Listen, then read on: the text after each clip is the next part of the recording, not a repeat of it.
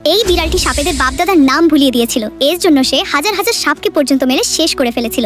একদিন যখন সে আরাম করে বসে হুক্কা টানছিল, তখনই একটি সাপ ভুল করে তার বাচ্চাদের নিয়ে বিড়ালের এলাকায় ঢুকে পড়ে। এটা দেখে বিড়াল রেগে গিয়ে ছুটে আসে ও সেই সাপটিকে কেটে টুকরো টুকরো করে ফেলে। মায়ের নিথর দেহ দেখে বাচ্চাগুলো কাঁদতে থাকে, কিন্তু বিড়াল এখানেও থামেনি, মাটি খুঁড়ে সাপটিকে কবরও দিয়ে দেয়। এর জন্য সাপের বাচ্চারাও তাদের মায়ের মৃত্যুর প্রতিশোধ নেওয়ার শপথ নেয়। পরদিন তারা চুপচাপ বিড়ালের বাড়িতে যায় ও বিড়ালের স্ত্রীর সামনে নিরীহ হয়ে কাঁদতে শুরু করে। স্ত্রী বিড়ালেরও তাদের কাঁদতে দেখে খুব মায়া হয়, তাই সে বাচ্চাদের লালন পালন করতে থাকে। কয়েকদিন পর যখন বিড়াল কাছ থেকে ফিরে আসে, তখন সাপের বাচ্চারা চুপি চুপি রান্নাঘরে রাখা গ্যাস সিলিন্ডারের লাইন খুলে দেয়। স্ত্রী বিড়াল যেই না চুলো চালু করে, তখনই মারাত্মক বিস্ফোরণ হয়ে পুরো বাড়িতে আগুন লেগে যায় ও সেই আগুনে বাপদাদার নাম ভুলিয়ে দেওয়া বিড়ালটি পুড়ে মরে যায়। কিন্তু এখন বাচ্চা সাপগুলো কাঁদতে থাকে, কারণ কেউ লাইক সাবস্ক্রাইব করেনি। এই বিড়ালটি কুমিরদের সবচেয়ে বড় শত্রু ছিল। সে এখন পর্যন্ত হাজারো কুমিরকে মেরে ফেলেছিল।